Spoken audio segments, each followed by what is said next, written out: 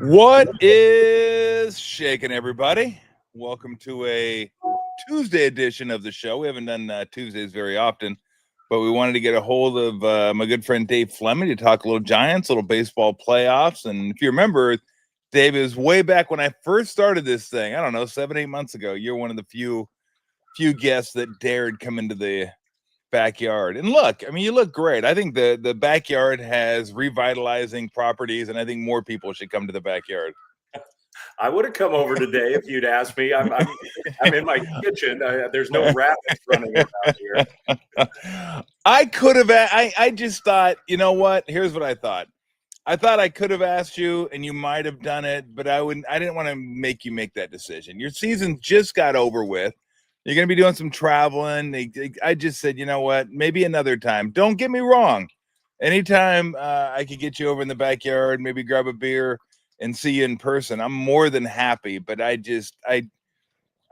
felt like, you know what? Let's not even ask and put him in that position. So, all right, next time I'm coming over, we'll have a beer. Okay.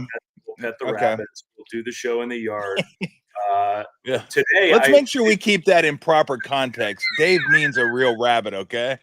I don't want anybody out there thinking, is that what they call it nowadays, huh? Yeah, no, they don't. It's a rabbit, okay? It's running around Tom's It's yard. a real rabbit and a dog, of course. And a dog. You got the dog with you. Big day. It's probably better that I'm at home today because my son, my youngest, so my two oldest are in college. My son's still in high school. He's got his driver's test today. So I'm picking him up in a few hours and taking him to his driver's test. Remember how much of a stressful day that was? Like literally, it hasn't changed from the time we grew up till now. It's so stressful, and then you look back on it and you think, oh, it really is not a big deal. Everyone learns how to drive, and everyone can drive, and it's not a huge deal. But you can't tell your kids that because it is a big day, and it was a big day for me when you get your permit, you get your license and everything. But like everyone. Well, I shouldn't say everyone. 99.9% of the people will get through it, and they will eventually get their driver's license and then give their parents gray hair for about a year or two. Yeah, and he's pretty good driver for a 16-year-old boy. He's a pretty good driver, but he's grinding it out. He's also doing the lot of San Francisco kids. I mean, a lot chicken out and go to like Corte Madera or Mill Valley or whatever and take the driver's test, where it's sort of like quiet suburban roads. He's going right onto Fell Street. I like it. Yes. He said, forget it. We're grinding it out here. Yeah, don't be a soft Bay Area woke kid. Get in there, mix it up with everybody. Get in there, take Fell Street, get the turns. It's right. You gotta manage the brake and the clutch. Now as he's got to be driving an automatic though. Like okay, if he went clutch, then I'd say he's gone too far, and I worry about him into the future because he's got so much testosterone and so much badassery. If you can take your driver's test with the clutch in the city, you may have gone. I'm scared of you at that point. I'm like, I don't know what this kid's capable of. Just drop him into Mumbai as a cab driver. Oh God. You could do anything. If you could pull that off. I'm proud of him though. He wants to do it here. Absolutely, you should be. Like I said, that's badass right there. That's like, I'm meeting this thing head on. Let's go. Let's not try to skirt it. Let's get after it. All right, let's get into a little baseball. Giants fired their manager Bob Melvin after a couple years, and I never know what to make of managers like when they get fired. 81 and 81, whatever. It wasn't what they had hoped for. Wasn't what they expected. I know Bob Melvin's a really good manager. I know that. I know he knows baseball. I know he's a really good manager. Sometimes it just doesn't work in certain situations. Buster Posey comes in, maybe he wants his guy, as a lot of people do when they take over an organization. But what did you make of that? Was there anything you looked at over the last year or two that you thought maybe the philosophy, his philosophy, wasn't quite meshing with Buster, or it just didn't work out for whatever reason? Yeah, I think it's pretty simple. It's just it's purely the bottom line results. Yeah. And I'm with you. I think Buster would agree with you if Buster were sitting here talking to you. Bob's a good manager. He's a good person. He loves the Giants. He poured himself into the job. But Bob, there's nothing that Bob did that was like egregiously wrong and like, oh my gosh, we can't have this guy. That's not it. But I think the Giants really do feel like they had a very talented team this year, and it kind of fell apart at the end. But before the trade deadline, I mean, they were in big time, like go for it mode. They make the Devers trade. They're thinking this is we're now lining up our scouts to look at other teams for the trade deadline to add, and then it all just kind of crumbled. And I'm not saying the decision was made then, but I definitely think those weeks before the trade deadline when they just played so poorly, that ended up probably being the ultimate reason why this happened. Not because like a certain game there was a moment where Bob managed poorly or something. Just like, hey, we added to this roster, we gave you a ton of pieces and it didn't work out, and so probably I think that's why they made the change. Well, I'll see. Well, let me ask you this. Well, I'll get to that later on. I want to ask you like who they may be considering. I know everyone's going to mention Bochy, but the one main reason I think this team underachieved this year was the pitching wasn't as dominant as I think everyone predicted it might be. Like Webb and Ray did their thing, but it almost felt like every time they pitched, they had to win. Like the pressure on those two this year was enormous. Now, Verlander got some tough breaks and pitched a lot better than the win-loss record certainly would tell you. And he might be worth a look to see if like, hey, do you want to come back one more year? How you feeling? But the young guys just couldn't get it done. Harrison, I don't know if they trusted him, but he got him Devers, and I think you got to make that trade 10 out of 10 times, regardless of the contract, regardless of, what kind of shape he's going to be in 6 years. Doesn't matter. You need to get hitters here in this ballpark. But Birdsong forgot how to throw strikes, right? Wynn's more of a bullpen guy. Roop, numbers look good. Then he got hurt. But if you look deeper into those numbers, they're okay.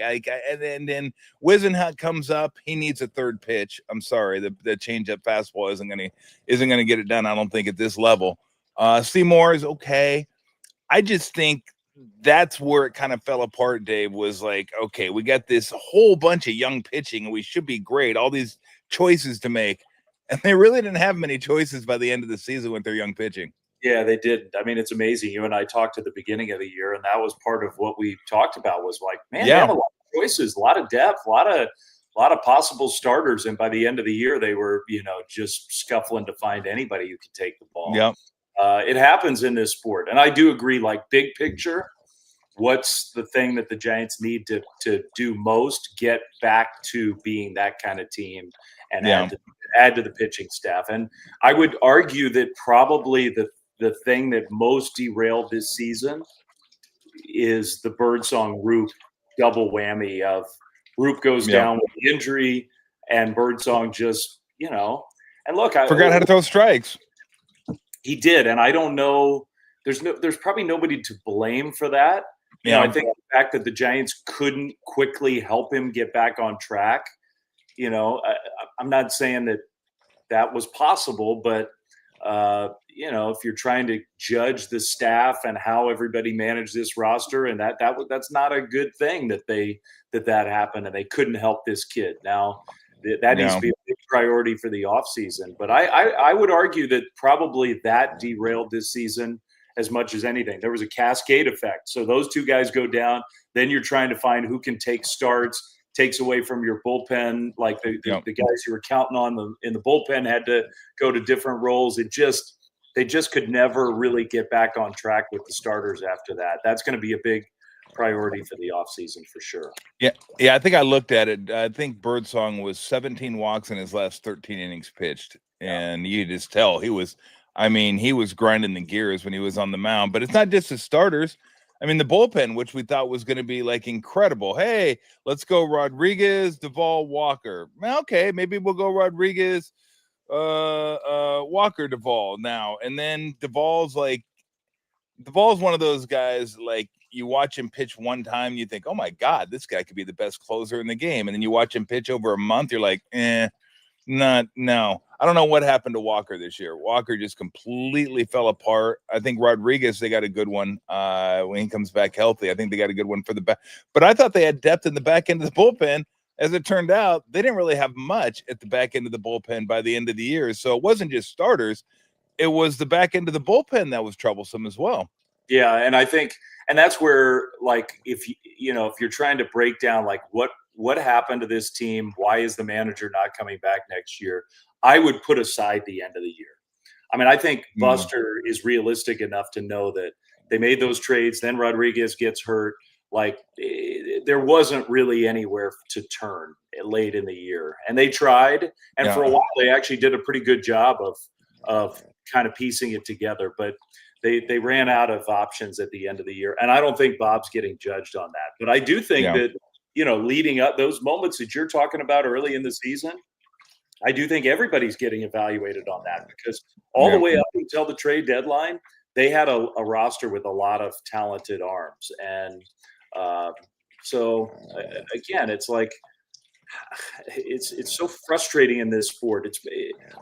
I love baseball, but one of the most frustrating things about it is the injuries on the pitching side and how that can change a whole franchise. And the Giants are doing their best to try to figure out, can we keep our pitchers healthier? Is there a way we can train them differently? Everybody's trying to do that, but the attrition on the pitching side was discouraging. And you just have to keep piling on depth. You got to keep, look, at the end of the year, maybe Trevor McDonald's a guy you can find a role for. There were some positives at the end of the year, like maybe you gave some guys a chance who can earn a spot next season. But bullpen starters, the whole pitching side, the defense wasn't nearly good enough to support the pitching. I mean, I think that's a big part of the story. The outfield defense this year, the Giants have talked about it for years now. We got to get better defensively, and have they pulled that off? I don't really think so. I don't think they have yet.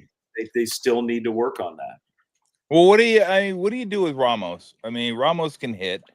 I still think if this team's going to be as good as it can be offensively, I think Lee's got to figure out whatever he's got to do to get in that leadoff spot again, and Ramos got to be moved. You can put him in the 2 hole, you can put him in the 5 or 6 hole. That's fine. I just would rather not have him at leadoff. But look, he's a quality major league bat. In the field, however, he really struggled at times.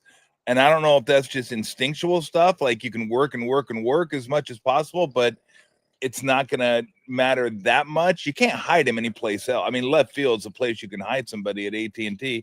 Can't be your DH. That's Devers. Devers is going to be your DH most of the years. So, I mean, I guess you just work and work and work and hope for the best, but like, he's got to get better in left field. I mean, is it an instinctual thing for you? Is it like jumps, not getting good reads?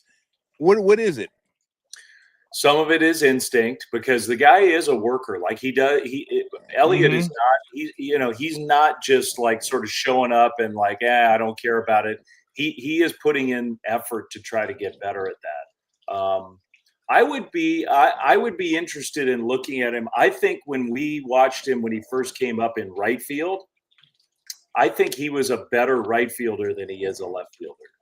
And I think some players, it sounds ridiculous, but I think some players, it does fit their eye, the way the ball comes off the bat, the way the geometry of the whole game looks from one side to the other. Yeah. I would be willing to experiment and maybe move him around a little bit and see if I could find it. In some ways, he was better in center field than he was in left field. He's just really struggled over there. And so 2 things. Number one, I'd be willing to mess around with it a little bit, because you're right. They got to get that figured out. All the analytics and the new stuff that analyzes baseball, you could, whatever opinion you have about that stuff. One thing that I like about it is that it does try to capture a full player's skill set. So not just look at batting average and home runs and say, is this guy a good player or not a good player? Try to capture the full contribution of a player, defense, base running, all of it. And if you believe those metrics, Elliott gives back like 90% of his hitting value with the other stuff that he does, and it kills his value as a player. It really makes him a lot less valuable than what you look at those offensive numbers and you think, man, this guy's a really good player, and he is. So maybe it's coaching.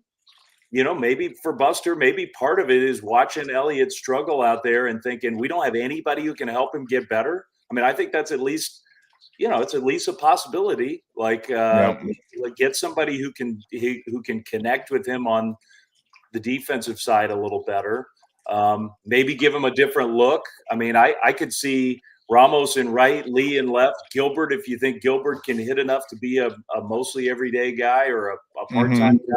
Gilbert in center field. I'd be willing to experiment out there and try to find my best defensive alignment. It's really important for this team to get better out there. Did you like Ramos leading off? Do you think Lee needs to? Because I think Lee needs to get back to the leadoff spot. I'd like to see him use his athleticism. This year, he got way too pull happy for like a large portion of the season instead of just, he has that bat ability and bat control to be able to get it to the left side, and the numbers actually look good. Like he came on toward the end of the year and started hitting the ball a little bit. So I still think this guy can be a useful player. I just think if he could be a table setter for this lineup, Chapman and Adames and Devers and Ramos, and we'll see what Eldridge has next year for him.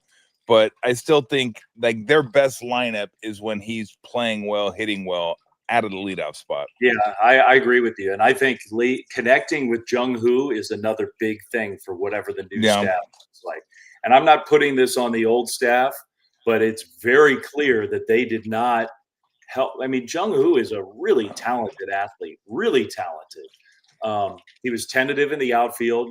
He was really tentative on the bases. We almost never saw him bunt. I know he's an excellent bunter. When you watch him work at it, he's an excellent bunter.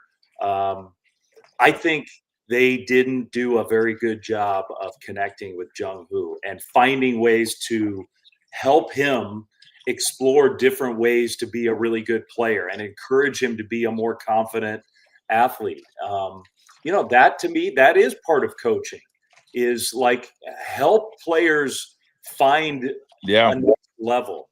Help players find out, and there's a definite language barrier, makes it more complicated with Jung-Hoo, but he is an awesome guy. He wants to be good. He cares so much about being good and being a good teammate and all that stuff. Maybe even cares too much. Huge priority for me, for whoever comes in, manager, staff, is there are a lot of different ways that Jung-Hoo can be a more diverse player than we've seen from him so far. And I think you're right about the leadoff spot. He can manipulate the ball. He can take more walks. He has a good understanding of the strike zone. He didn't take enough walks this year. He didn't bunt. He hardly ever tried to bunt for a hit. Like one or two times the whole year, he could get a bunch of hits, I think, with his skills controlling the bat. That needs to get better because he can be a really good – I'm convinced he can be a really good player. He's already a solid player. He can be a lot better. Do we know what Matos is yet? Do we know for sure what he is? Is he maybe he'll get hot for 4 or 5 weeks? I feel like he's had enough chances, and then every once in a while he'll just get hot, and you're like, God, I wonder if he needs more chances. I wonder, because Ramos took a few chances, that wasn't linear, right? That was no, maybe no, and then all of a sudden it's oh my God, just at the very tail end of it, when everybody okay, let's move on from Ramos, then he comes up and he's an all-star. It's bang. I don't know if Matos has that. I don't know if he doesn't have that. I mean, what do you think? There's definitely a fear everybody has, because I've been a fan. A lot of people around here have been a big fan of him, and he has a skill, like a bat to ball skill that's by big league standards is high level. There's a fear that if they move on from him, he's going to go somewhere else.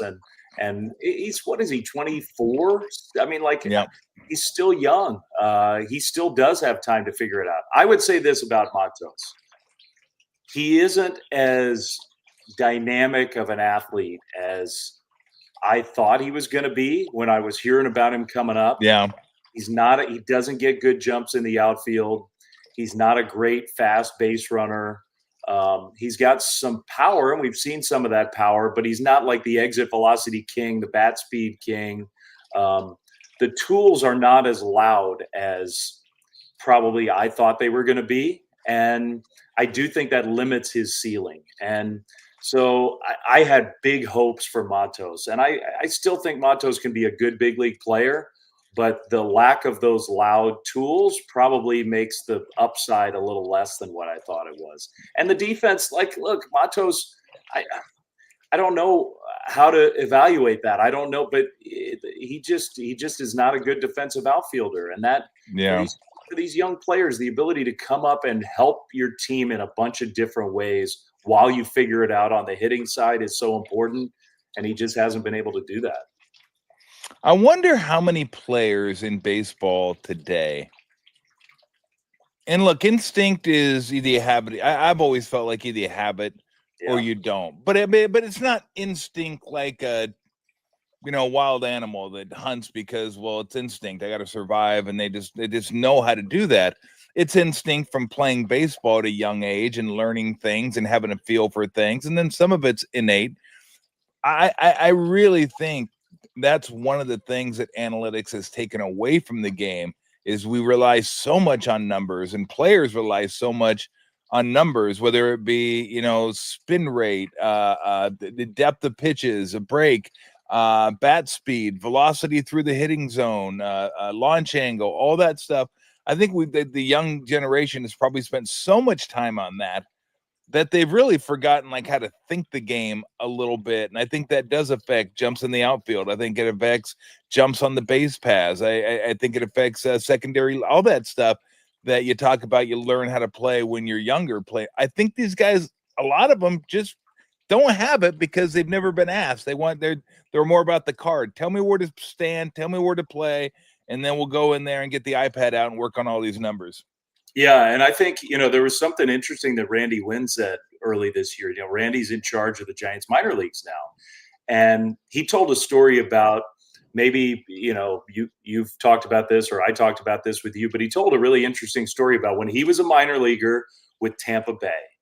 And his coach basically said, you're going to attempt to steal 100 bases this year. And Randy's like, what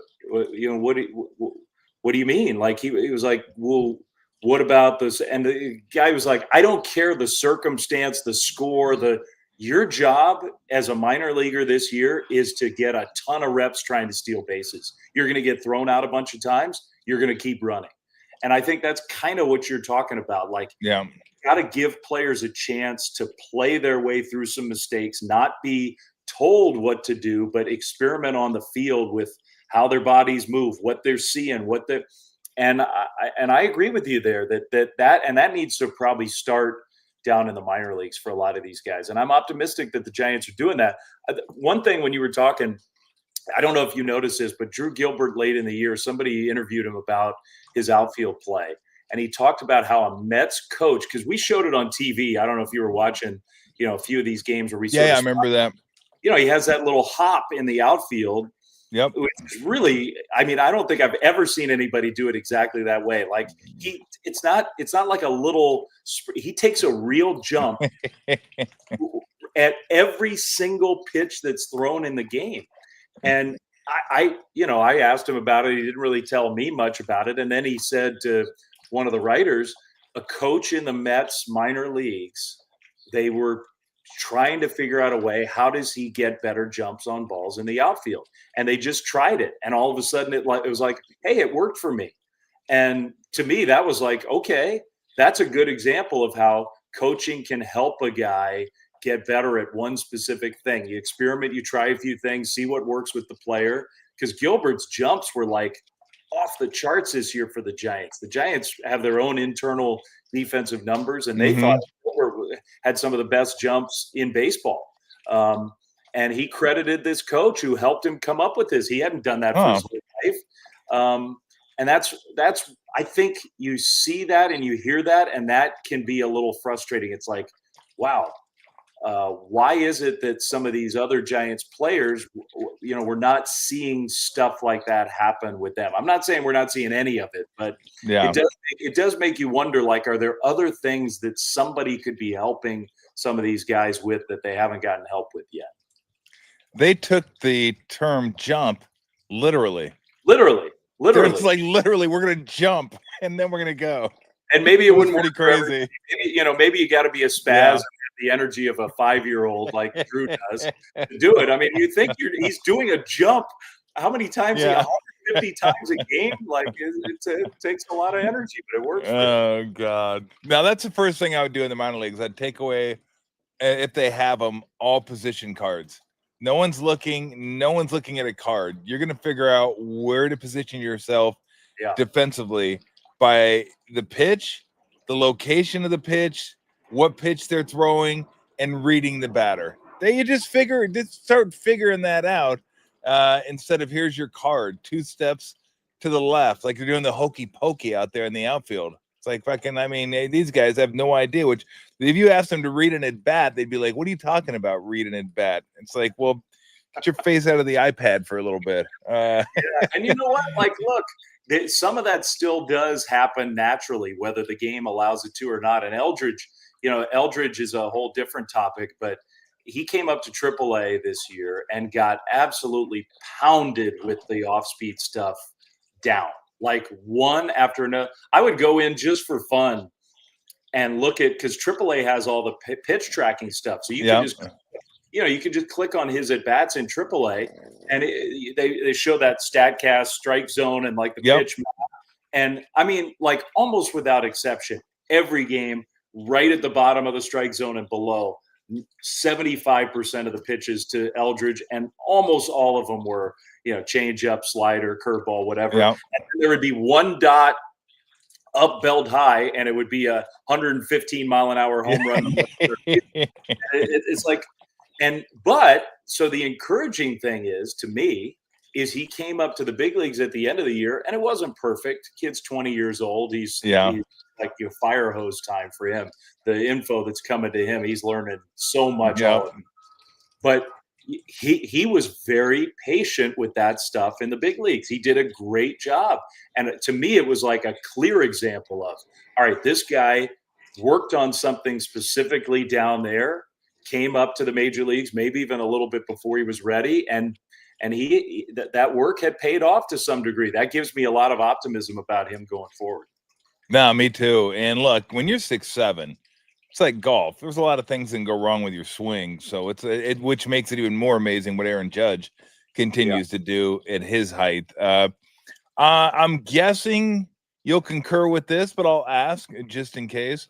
I would imagine gauging Justin Verlander's interest in coming back would be something the Giants would be interested in doing. I would be interested in doing it. I don't know how he feels. I'm sure it's going to be up to him, but do you think that's something the Giants would have a taste for?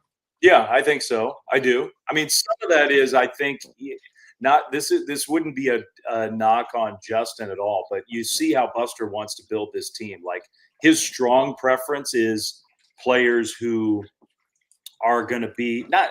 I don't think Buster wants to spend $200 million on a free agent pitcher. I don't think that's his idea. A great decision, but I do think he likes the idea of a core group of players that you can count on for more than just 1 year. And Verlander's not that at this point in his career. I think part of it might be decided by early in the offseason. Are there options for players who you might feel like you could sign for a few years or trade for and have for a few years? Maybe that would supersede Verlander, but otherwise they have to be interested in bringing him back. He was their best pitcher down the stretch. It was really amazing how well he performed this year. He did his job and then some. Like, they got their money's worth out of Justin Verlander, no doubt about that. And he took he missed that month early in the year when whatever it was, a neck thing or something. Otherwise, he took the ball every time and got better as the year went on. I think they'd be interested in bringing him back.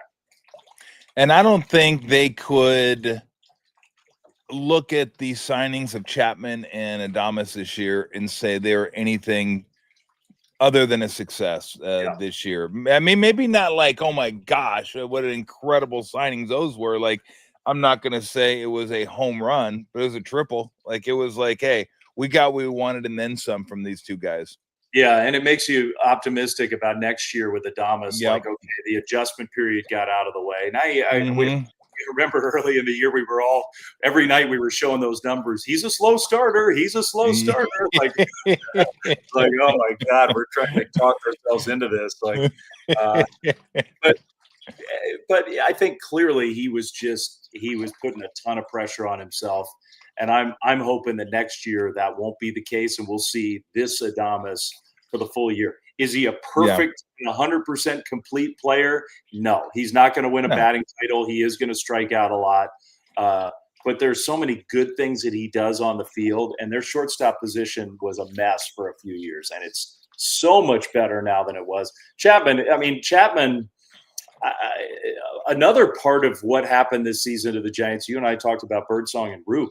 Chapman's hand and how screwed up his hand got derailed this season too. Like, he was never the same after diving back into the bag, spraining his fingers. His hand was always cut up from diving on the dirt. I don't know what was going on with that.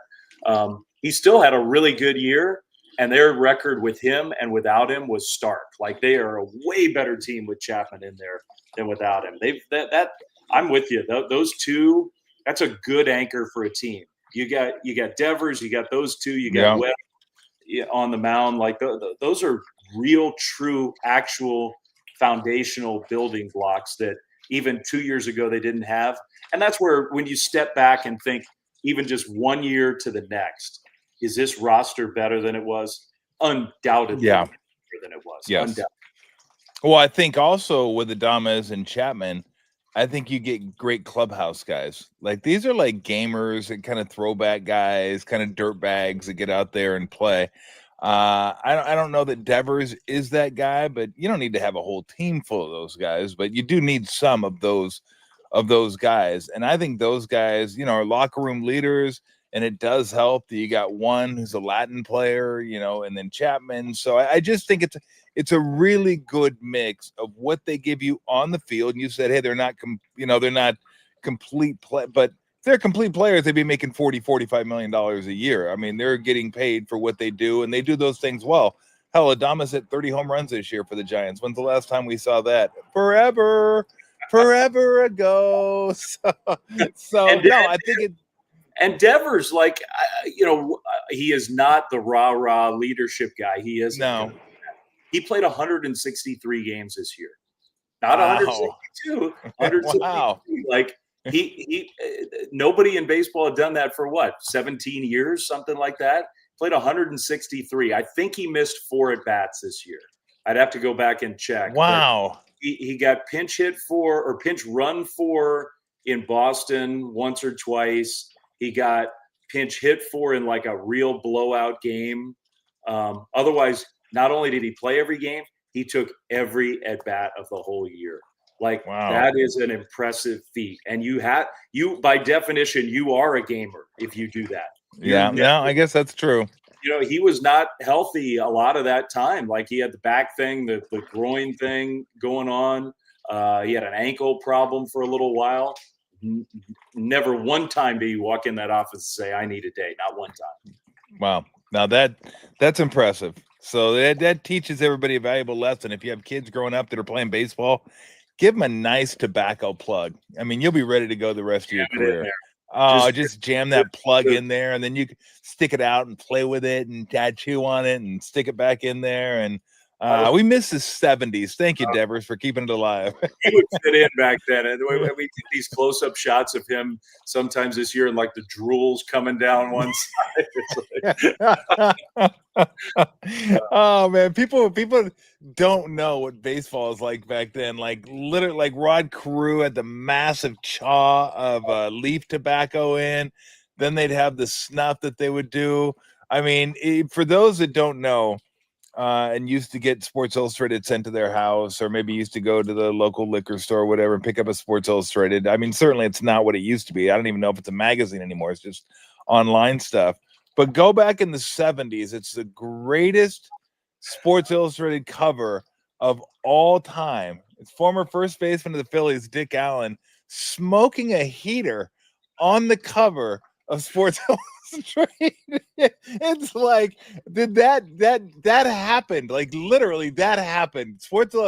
And for people that don't, again, you don't know, Sports Illustrated was like one of the biggest magazines going at that time. Like it was huge. So to have a dude, and he had the batting helmet on too, not a hat, batting helmet, just smoking a heater on the cover. There it is. See if we can find it. There it is. He's juggling. He's got a helmet on. He's juggling. Oh my God. And I guess it was, oh, you know what? Was that the White Sox? Look at that. He's wearing the red White Sox jersey. I always thought it was the Phillies because I think he played for the Phillies. Yeah, he did. And I just assumed that was, I never really paid attention to it. Wow. I just thought it was so red. Good. When he left the Phillies, he told the White Sox, I'm bringing the colors with me. He was so good. It's such a great cover. I didn't even realize what uniform it was. The cigarette and the juggling just completely distracted me. Completely distracted me. And this is why baseball's different from all these other sports. And it's just 6-7 months of day after day after day. Yeah, weird stuff creeps in, man. It just does. It's football's so. I love football. I love football, but every game, it's like the build up to the game, and it's everybody takes themselves so seriously. We probably need a little more of that Dick Allen stuff today. Yeah, I think maybe not that per se, but some, like that. When's the last time you saw a hot foot or like gum on the top of somebody's hat in the dugout? Like, does anybody do pranks anymore? I don't know. I don't even know if they do pranks anymore. Not that much. We had Gilbert this year as sort of the, he was doing his best in the dugout. He was chewing on Robbie Ray's shirt and all that other stuff he was doing. Maybe they're sending all the pranks through the algorithm to see if it's a funny prank. Algorithm rejects it. It says see ya. All right, go ahead. I just know I want to get to a little college football and a little certainly baseball playoffs. But what are some names you're hearing that may pop up in terms of a managerial search for the Giants? Bochy's obviously going to pop up. Everyone's going to talk about him. My thought was, and you brought it up earlier, if we're trying to build this thing for the future, Bochy doesn't necessarily scream future. And I don't know, sometimes nostalgia is better in the past. It just is. Like if I'm Bochy, I'm like, I got all the money I want. I got I got my ring. I go into Texas, got a ring there. I got 3 here. I might just go fishing and just call it a career. But I don't know if I'd want to be younger. Schumacher's a guy that jumped out to me, but I mean, take Bochy and then go from there and see, what you think about the managerial search. Yeah, my guess is it won't be Boch. If it is, all of us would be thrilled. Bochy's one of the all-time greatest head coaches, managers. I mean, Boch would come in and do a good job. My guess is that you're right. That's not the direction that Buster wants to go. Not that nobody appreciates Boch more than Buster. Sure. But I think when you listen to him, you and I are talking on Tuesday. Yesterday was the day that Buster had that press conference, and if you listen to his words, like about what he's looking for, to me, it was almost him articulating his own idea of what he wants a baseball team to be. It was Buster's thoughts on what I think is important to build a baseball culture.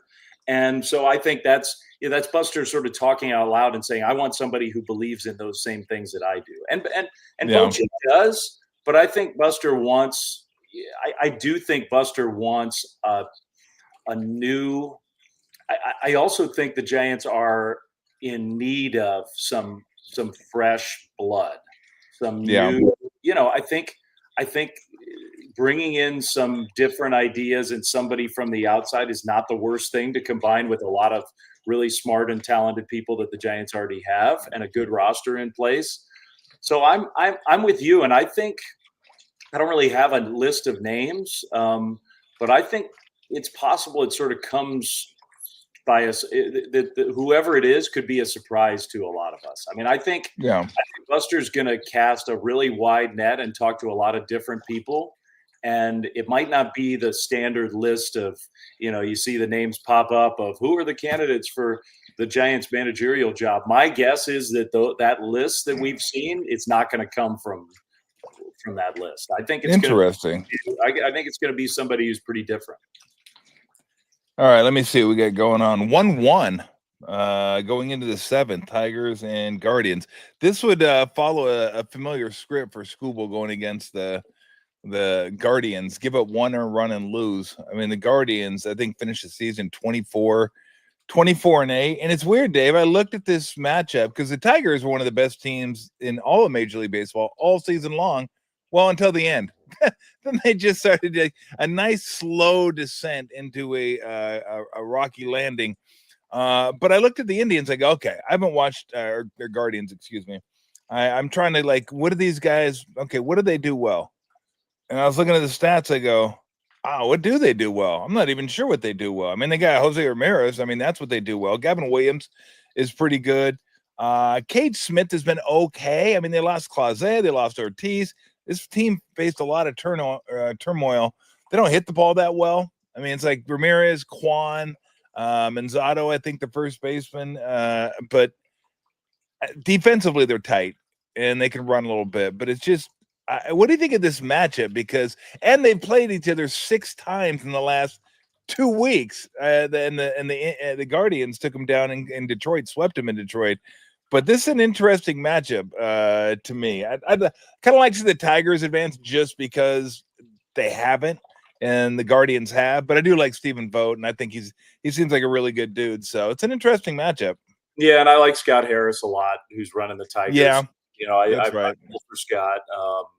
Yeah, if the Tigers don't win the Skubal games, the one that that's going on, they're in trouble. they got to win the Skubal games. I mean, I like it.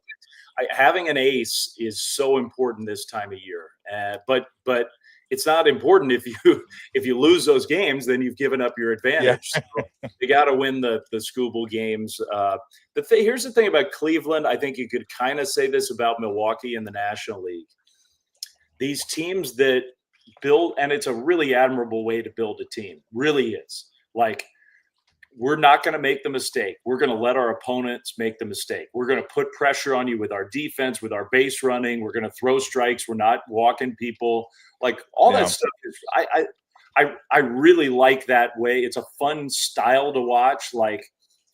But when you get to the playoffs and you're playing the very best teams every night, are you going to get those mistakes?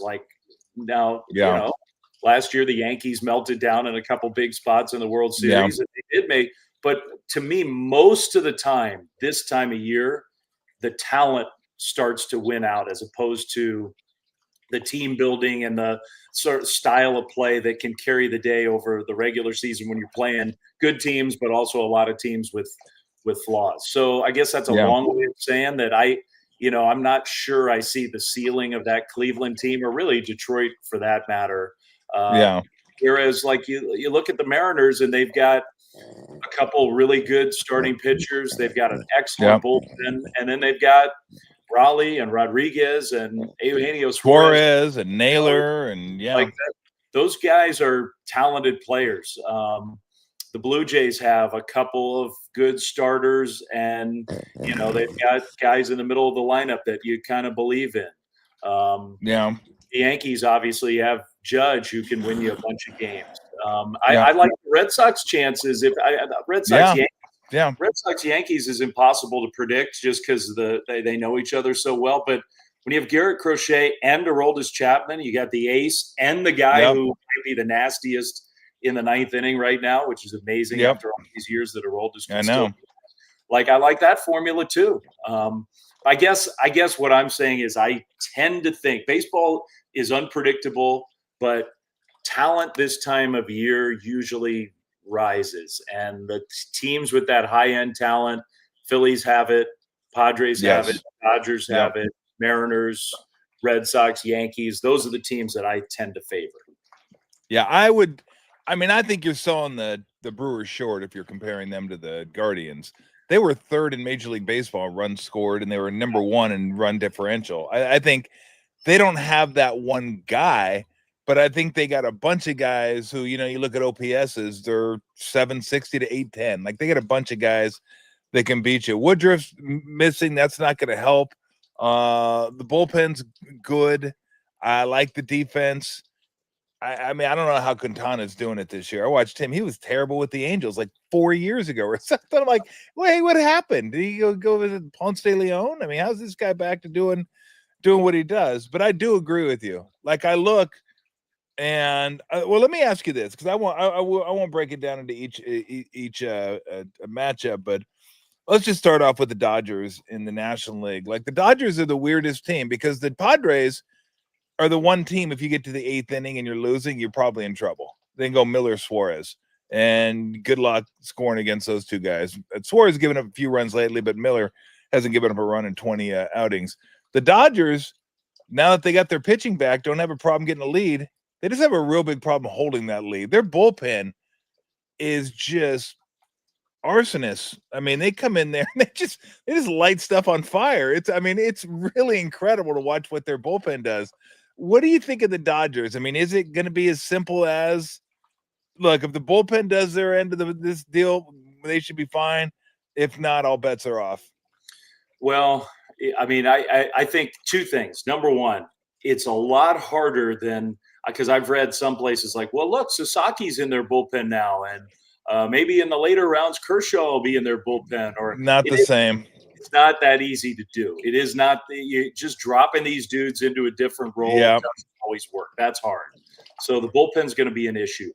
The thing about the Dodgers is if Yamamoto and Snell and Ohtani on the pitcher Ohtani, if they're going to be dominant, it's really hard to see the Dodgers losing if those three guys are going to be dominant.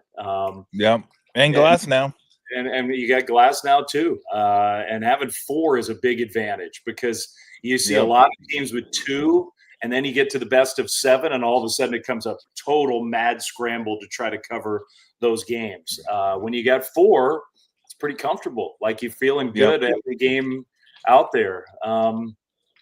But the Dodgers offensively are not as good as they have been. That doesn't mean they're not good. They have Ohtani, they have Betts, they have Freeman. They're not quite as good as they have been, in my opinion. The guys who have done well, like Pages is a good player.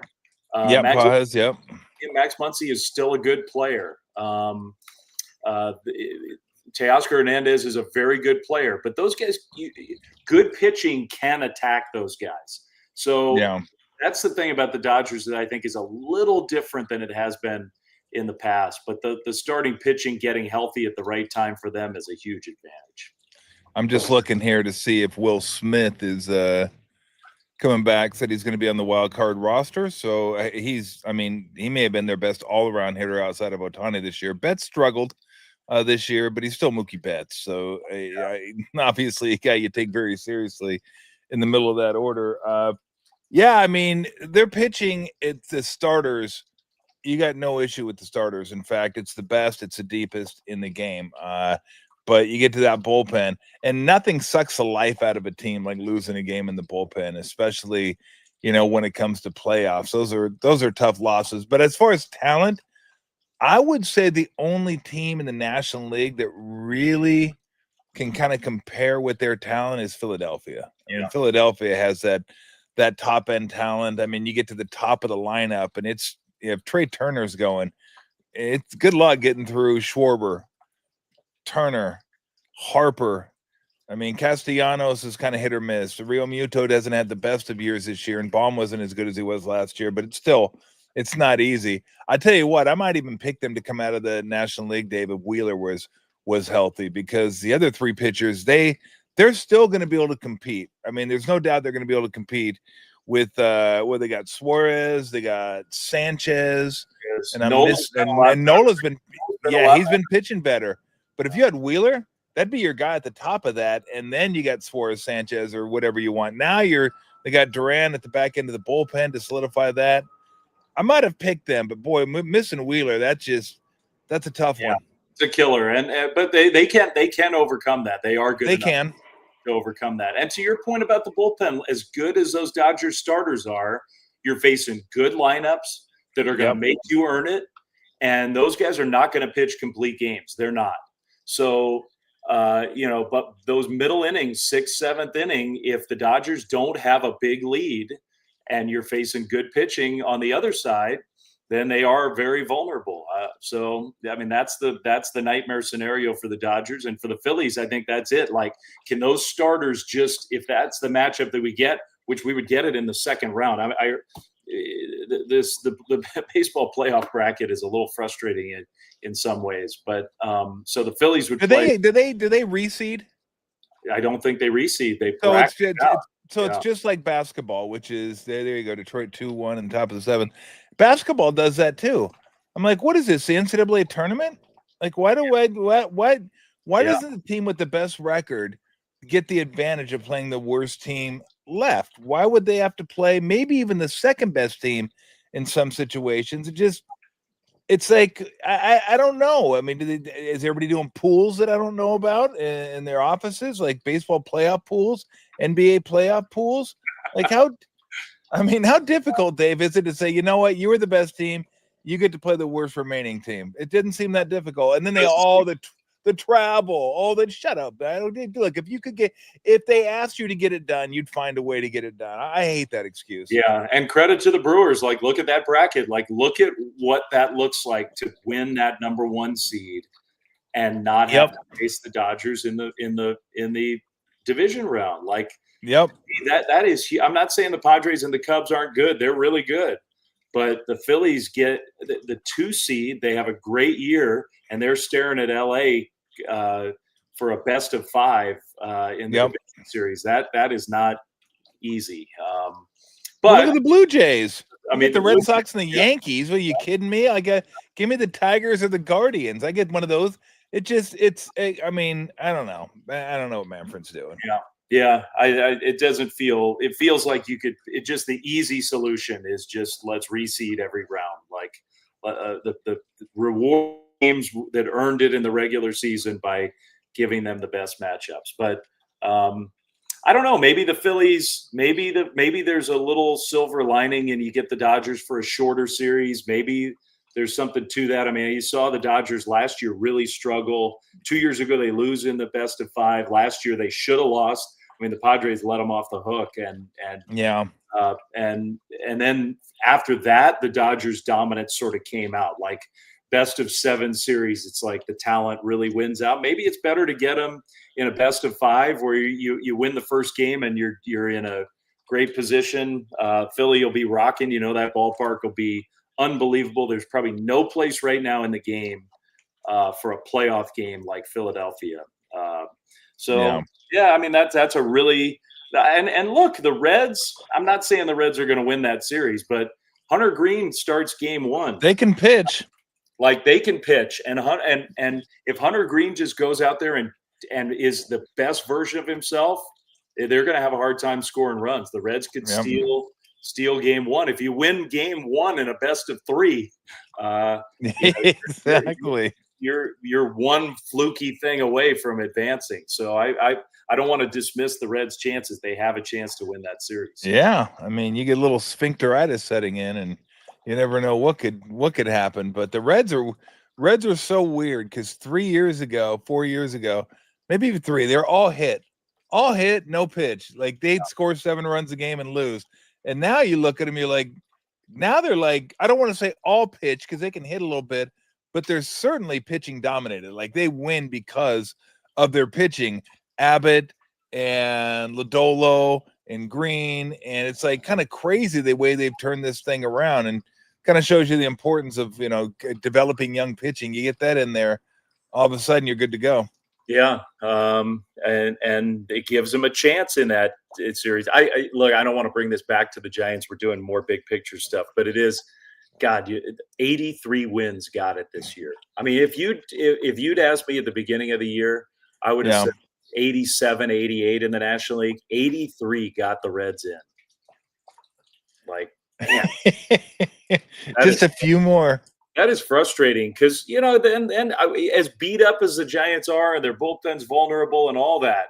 But if you were going for a best of 3 and you have Logan Webb and Robbie Ray, to best of 3 with with the lineup that the Giants were running out there at the end of the year, they feel like they have a legitimate chance to win a wild card series and then see what happens. That's frustrating to me. No, there's no doubt. Now, I mean, I could argue, and this is a whole different discussion, whether they should have the extra wild card in a sport that has 162 regular season games.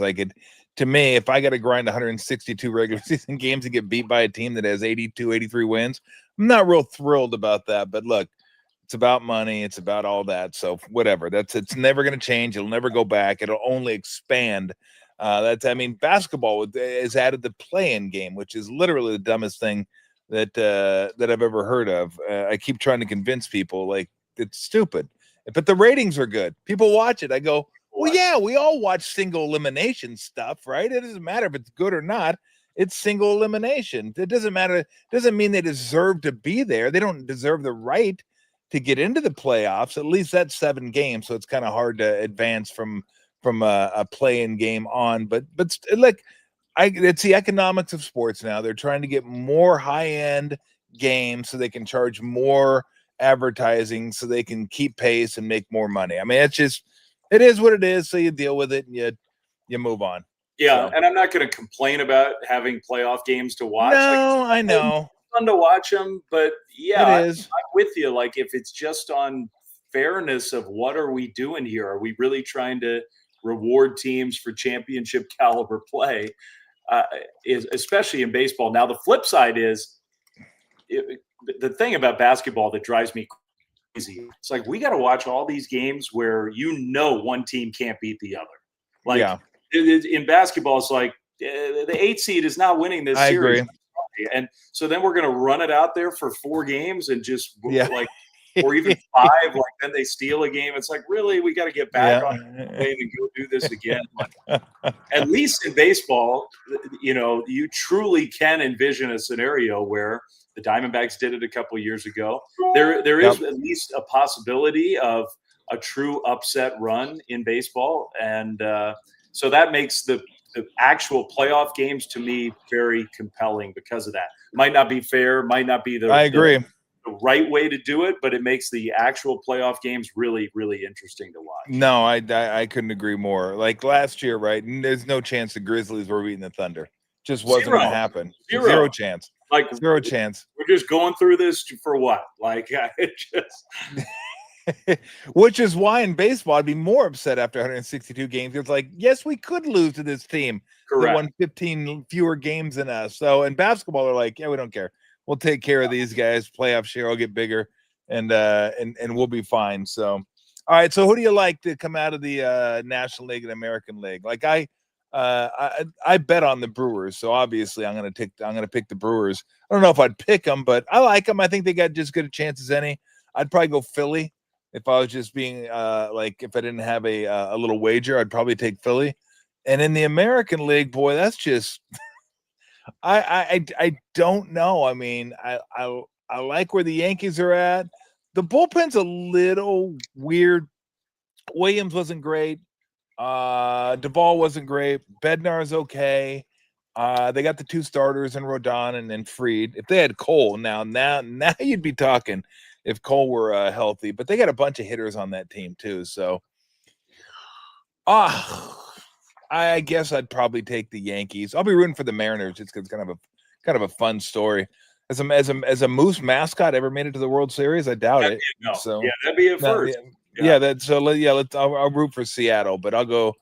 How about Yankees Phillies or Yankees Brewers? How about that? Yeah, those are good picks. I mean, I feel like the Yankees didn't address. Last year they had this meltdown in the World Series, and it's they didn't totally clean that up. And, maybe that won't matter for a while in the playoffs. You got Stanton, you got Judge. It's hard to contend with those guys. They're pretty good. Bellinger's been, pretty good. Grisham. Yeah. Good. Yeah. I mean, the Yankees are formidable for sure. I'm going to go off the board and say the Red Sox are going to make a run. I think Garrett Crochet is that good. He is. I think he can win them a bunch of games. I'm not saying he's going to go full Bumgarner, but he can get them halfway there in almost every series. And they have a good home field advantage at Fenway. That won't do them any good in the first round. They got to get through Yankee Stadium. I think they've matched up really well against the Yankees. They've owned them. So I'm going Red Sox in the American League, and I'm going to say Philly in the National League. Okay.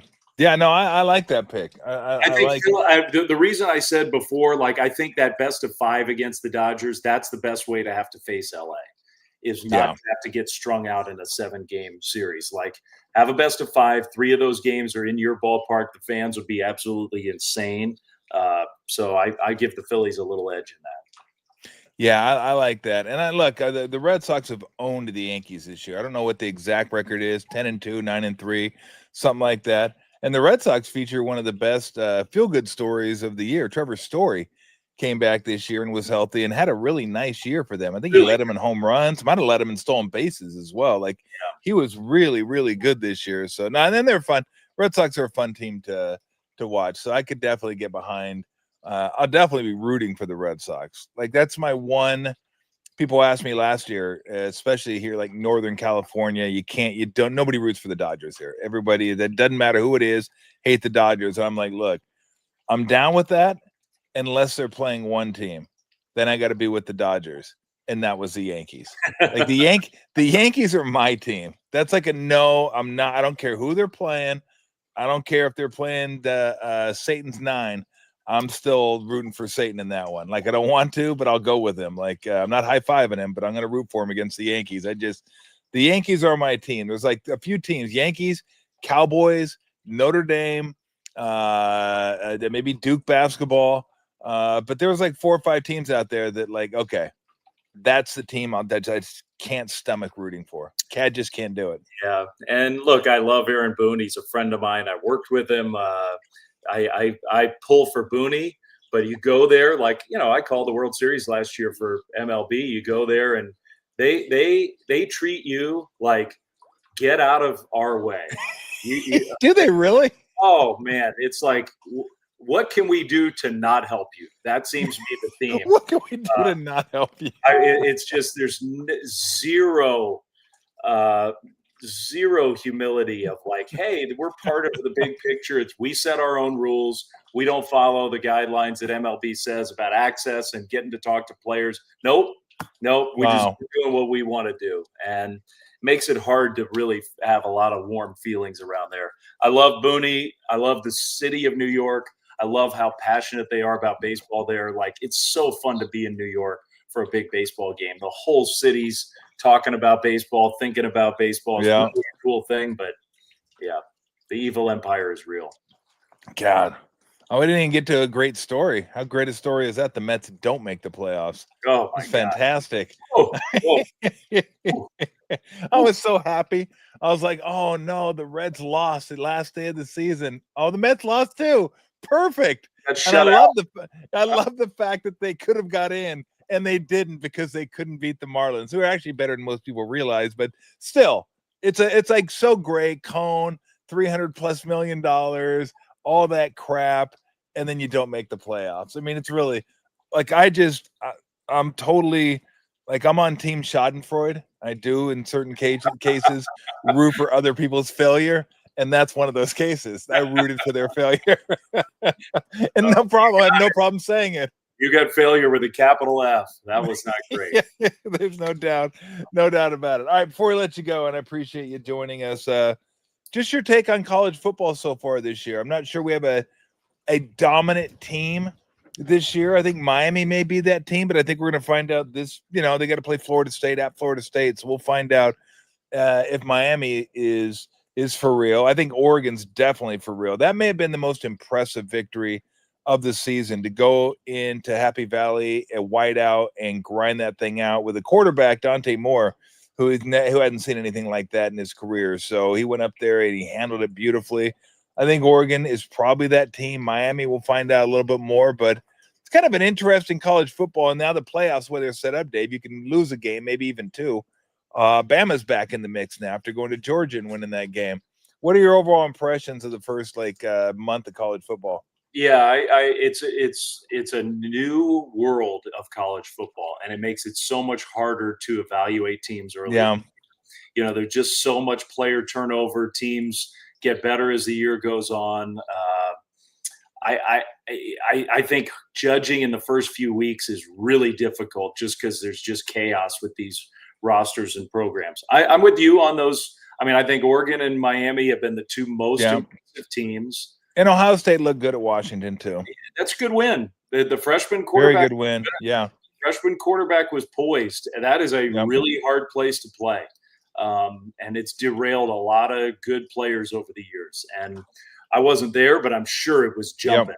And he should be proud of that. Like, and same thing for Dante Moore, man. I haven't been like his number one. I saw him at UCLA, and like it was kind of a mess down there, and I wasn't sure what to expect. You go in and win that game, that shows you a lot. Yeah. I love the quarterback at Miami. I think the Miami quarterback, I don't know what happened last year at Georgia, and then he got banged up. Something obviously was off. He's a good player. The coach, look, that Miami's got a track record under Mario of really screwing up some game management stuff. Yes, they did. Remember the one against Stanford? Oh my God. Oh, one of the all-time worst.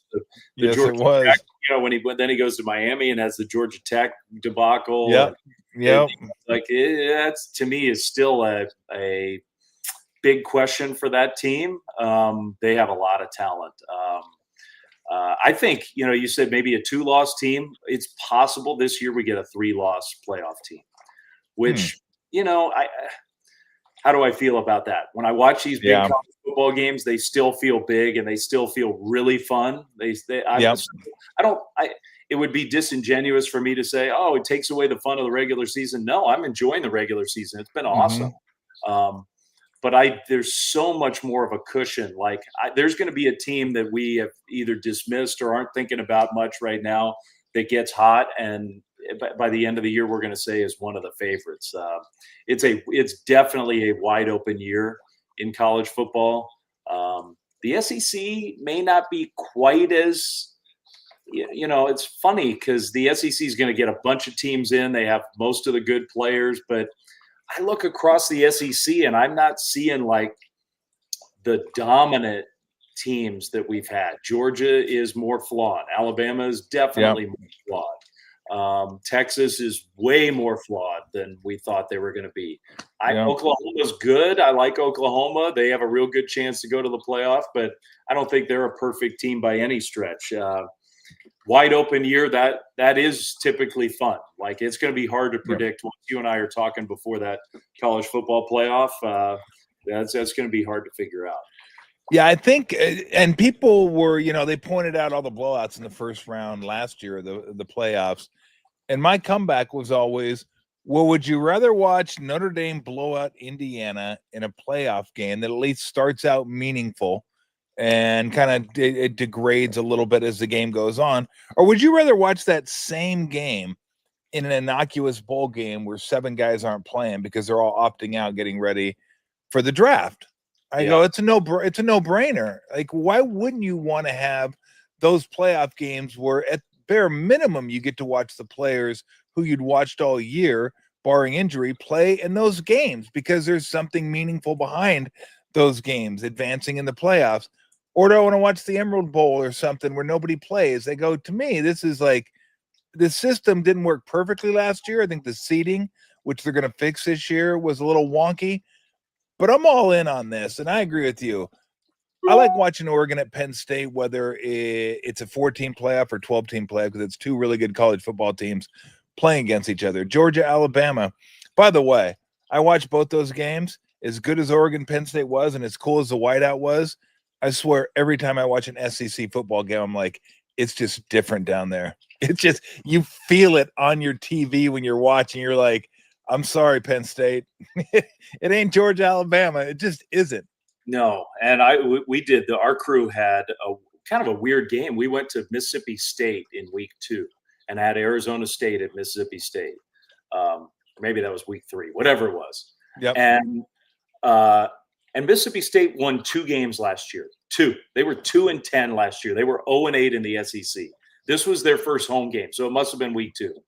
First home game. Absolutely packed, like crazy loud. And they win the game, and the fans storm the field and tear down the goalposts. And I'm like, damn, this team was 2-10 last year. 2-10. It is something else, and there is nothing like SEC football. There just is nothing. Big Ten football is awesome, and our old Pac-12 had some great moments. The torch gets lit at the Coliseum and Autzen Stadium. Yeah. But just as a whole, the SEC is a whole different animal. You know, one thing that makes one and 2 quick follow-ups to your points. One thing is the quarterback situation across the country this year is weird. Like there aren't as many sort of like surefire dominant quarterbacks that are going to carry their team to the playoff or to the semifinals or whatever. There just doesn't seem to be that group this particular year. The second thing is this. Those first round playoff games last year were blowouts, but Boise State for all those years never got a chance to play. And then the Boise State kind of matchups in the playoffs were also not super compelling. But like they didn't get a chance for all those years. Not every one of their great teams was able to measure up with the best in college football, but a few of them probably were. And so this system protects those years where you have one of those kind of teams that would have just been out before, because there will be a year where a team like that or a couple teams like that makes more of a run. It does happen in this sport. And that, to me, that's important that we gave those teams, those special teams, at least a chance. No, I don't think there's any doubt. Hey, real quick before I let you go, if you drop food on the ground, how long do you leave it there and pick it up and eat it? Do you follow the strict 5-second rule, or once it's on the ground, it's in the trash? No, I think it's more like what kind of ground did you drop it on? Did you drop it in the dust bowl, or did you drop it on what looks like? I mean, because I'm cool with, if you drop it, I'm cool with just brushing it off. And I think it's more about where you drop it than the time. Yeah. Because I don't care. I mean, I don't know what the time thing has to do with it. Like, I mean, look, it could be 2 seconds, but if it's at like a peep show, then like you're not gonna pick it up and eat it. Just not gonna happen. No, that would be not only unsanitary, it'd be sickening, is what it would be. Correct. All right. In a moment of weakness, or maybe not even weakness, do you sneak a little sip out of the milk jug? Yes, that's a yes. Yeah. Maybe not that, but I've started to cheat a little more. I've had some moments of weakness, I said yesterday, I go, you put one Oreo in your mouth, you don't want to get like a glass of milk. You just want a little swig to cover the Oreo, and you're like, chew it up, and you're like good to go. So how can you not, like, you're hungry, it's late at night, somebody orders a cheese pizza. It's like, I'm not going to take a bite out of that. Yes, I am. Sorry. Yes, I'm going to take one bite out of it. That's it. All right. What's your most peculiar food pairing? Whether it be pairings of food, or maybe a condiment you put on a food that maybe is a little odd that people wouldn't suspect. That's I don't know that I have a lot of really weird ones. I mean, I'll eat almost anything. Like, what would yours be? Jar my mind. I don't know if it's odd, but I love peanut butter and bagels. Like, I'll put peanut butter on bagels, and usually most people put it on toast or English muffins. I like putting it on bagels. I don't know that that's bizarre in and unto itself, and I don't do it as much since I got my gallbladder removed about a year ago, and I can't eat nuts as much because it's got the fat in it, and then my stomach gets all like tweaked, and it's just like, okay, so I haven't eaten peanut butter, and I love peanut butter. God, I love peanut butter. I eat a lot. I'd be lost without peanut butter. I love peanut butter. Now, the one thing I've only done a couple times, like the milk thing, I think just as long as you keep your lips off the lid, you're okay. Because you don't want to have the Oreo residue nobody wants to see that when they grab their milk in the morning. But where I draw the line, Dave, is maybe only once or twice I've done this, where you stick your finger in the peanut butter and take it out and just Now don't re-dip because that's just disgusting. Yeah. You can't re-dip after that. But that seems like, you know what, maybe I shouldn't do that one. Maybe that's gone overboard a little bit. Since you said peanut butter, I'm surprised how few people, like, if I have oatmeal, peanut butter's in it 100 times out of 100. Is it really? Put peanut butter in oatmeal every time I have oatmeal. And so many people are like, really? I've never done that. Like, to me, it makes oatmeal way better, more filling. Like, I like oatmeal, but peanut butter in oatmeal is like a must for me. Yeah. I think you need to retract that statement, Dave. You don't like oatmeal. I've argued with people about this forever. No one likes oatmeal. They like oatmeal with raisins, with brown sugar. No one sits down to a bowl of straight oatmeal and says, "Man, I can't wait to eat this," because oatmeal sucks on its own. True. That's probably true. I think of oatmeal as the whole thing. The other thing, I don't do this much anymore, but because I don't eat much of. I'll cheat with some fish every once in a while, but I used to love tuna fish sandwich. Like, tuna fish sandwich to me is really good. Sometimes I'd make like a tuna melt, but even on a regular, love tuna melts. Yeah, tuna melts are great. Mustard on top of the tuna melt. Do you ever do that? Yes, absolutely. I love really it. Weird. Like, people are like, "Ooh, tuna fish and mustard," and pickles. Pickles for sure. Yeah. Pickle chips. Yes. Give me the pickle chips. Oh yeah, man. I love tuna melts. I don't make them much myself. I'll order out, or maybe I'll go down to the local golf course. They have a cafe there, diner, and I'll get a tuna melt. But yeah, I love tuna melts. The only problem is when you have to explain it to the people, like the tuna's got to be hot. It can't be cold. You can't sear the bread and then have the tuna in the middle and I bite it and it's warm and then it's cold in the middle. It's like, you got to get that. So many people, it doesn't seem that hard to me, but so many places screw up a tuna melt just by not cooking the tuna properly. It's like, what are we doing here? It's not that hard, is it? Don't get the cheese up against the broiler so close that it's going to melt in 4 seconds and then you got to yank it out. Like, you gotta keep it farther, let it be a slow melt so that the whole thing can warm up. That doesn't seem like that should be that hard. It really doesn't. Like, I don't think you need Julia Childs to tell you that. I mean, it shouldn't be that. I can tell you definitely don't need Julia Childs. It shouldn't be that. I've never asked you this because you're mostly a vegetarian now. You just said you sneak in little fish. Was that just, I mean, when did that come about? Was it the family was going that direction? Kids were going that direction? Because I know, well, you used to talk about cooking all the time. You used to make all kinds of meat dishes and like kind of cool stuff, if I'm being honest. But I guess one day you just gave it up.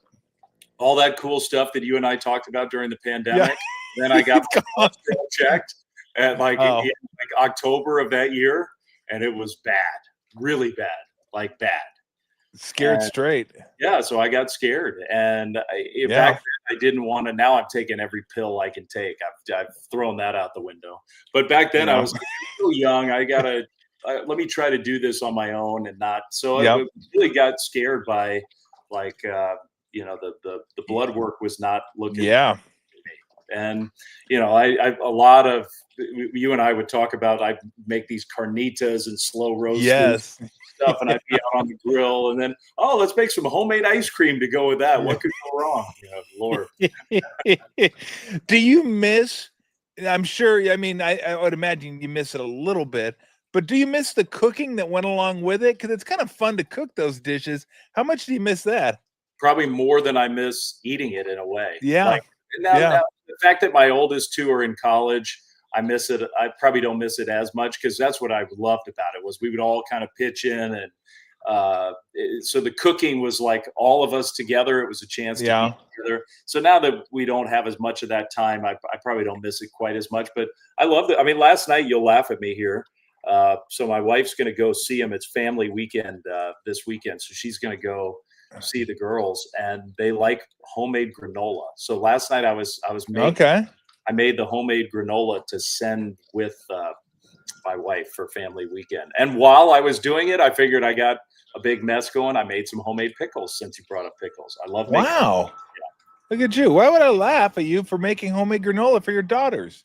Well, I don't know. I mean, what do you think? I'm a monster? Jeez. I actually think that's pretty admirable.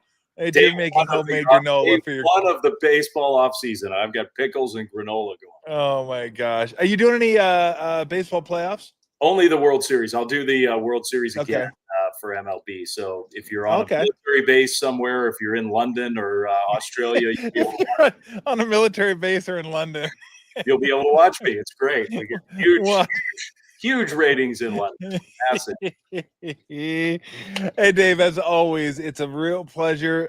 I miss talking to you, and since you offered, next time we'll get you over to the backyard. Maybe we can do something around college football playoff time. Let's book it. I'll come out to the zoo and we'll sit there and the zoo will be on fire as it always is. It might even be raining out here, which is, we did a show out here where it was raining coming down on the canopy. I kept thinking of Eddie Rabbit, R.I.P. I love a rainy night, except it wasn't a night, it was a day. But it hitting the canopy, I was just worried I was going to fall asleep, Dave, because it's so soothing. I was going to be talking in the middle of the show. Not with us anymore. He's checked out. I think Eddie Rabbit's R.I.P. I mean, I usually don't kill people before their time, and I'd be sad if I did. But if I'm not mistaken, I think Eddie Rabbit was like 5 years ago, something like that, because I remember it. I want to say fairly clearly, but maybe I didn't remember it all that clearly. Let's find out. Yeah. Oh, geez. I'm not even close. He died in 98. So it's been 27 years. I guess that's why I was right on top of that one. I was right on top of that one. That's usually what'll happen, Dave. Maybe rarely will I miss someone. I'll say someone's dead and they're not, but that's what'll happen. I'll go, how long ago was that? Like 4 or 5 years ago? And it's like 30 years ago. I'm like, what happened for 30 years? Did I just my brain shut down? Yeah, it really does. Right. Dave, thank you so much. I really appreciate it. Have a great rest of the day. Enjoy the playoffs and enjoy. Where can we watch you next college football? I've got Cal this weekend, because why wouldn't you that's my third Cal game in 6 weeks. The Pac-12 dissolving has definitely affected my college football schedule. There aren't that many choices for that late night slot, but they have Duke, and it's kind of a it's a big game for Cal. So I love the freshman quarterback at Cal is amazing. He is so good. Like, he is a star. So chance to watch him again, and I don't have to get on an airplane. Good travel. Hey, that's really all that it's about. You don't have to get on an airplane. That's it. Have a good call Saturday night. Okay. Thanks, Dave. We'll talk to you soon. See ya. Appreciate it, Dave. Oh my gosh. It is always a distinct pleasure to have Dave Flemming on the show. So Dave said he'll come out around college football playoff time. Come to the backyard. We'll do that. That'll be fun. That'll be a good time. So if you guys got any comments, we can do that. Thank you very much. I appreciate it. We do have some news for you. We are going. I should make a contest. I should turn this into a contest somehow. If anybody can guess, I won't even ask you what the category is. We got our first sponsor of the show, and it was one that I was kind of hoping that it would be, and I'm sure you guys will be able to figure out that it's beer. I know, it's surprising, isn't it? We're going to be doing stuff with Fieldwork Brewing, which is pretty exciting for me, since I've been a fan of their product and a fan of Barry and a fan of their mission. I really love the fact that they really embrace not only the beer making craft, but the fact that Berkeley Humane is near and dear to them. I want to get some other humane societies involved too. So I'm all about raising money for the animals. So I'm pretty excited. We're going to have a partnership with Barry Braden and Fieldwork Brewing. And we may do another show over there at some point, but we'll keep you up to date with what they have going on over at their fine establishments. And by the way, you might want to head over to one of their fine establishments and get an Oktoberfest beer, Fest and Last. I had one of those last night. Fantastic. By the way, why is Oktoberfest mostly in September?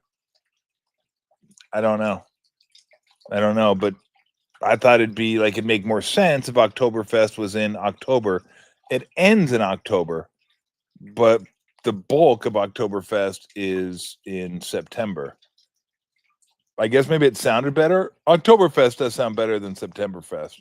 Although anything with fest on the end of it, it's not bad. I can't complain. If it says fest on the end of it, I'm usually down for that. So anyway, we will keep you up to date with what's going on with that. But want to welcome Fieldwork Brewing to the show. So I'm pretty excited about that. All right, everybody, have a great day. Enjoy yourselves. I'm going to head in, and what do we got here? Just think, I only missed Eddie Rabbit by about 27 years. Wow. Oh, God. I wasn't even close. 2-1, top 9. Tigers over the Guardians. I can't wait. Oh, Padres already at 1-0. That's already started. Damn. Like, this is such a great day. It's baseball all day long. It's just the best. I love the playoffs. So I want to get in there and watch. I should find a TV stand that I could put out here so I could have the games on. Then I wouldn't be paying attention to the show. So anyway, everybody have a great day. We will be back Thursday night. Bergie will come over. We're going to have our fireside chats after the Rams game. Rams Niners. Hopefully Purdy plays. I mean, these guys, he can't catch a break at all. We'll see about Pearsall, see if he plays. But we're going to be doing a show right here like we do on Sundays, except we'll do it on Thursdays. It'll be dark. It'll be spooky. We'll have the fire going. We'll have Mike right over here to my left. So it's going to be, it'll be a show unlike any other. It's probably going to be a lot like the rest of them, to be honest, except it'll be dark. Anyway, have a great rest of your day. Enjoy the baseball playoffs, everybody. Until Thursday. See ya.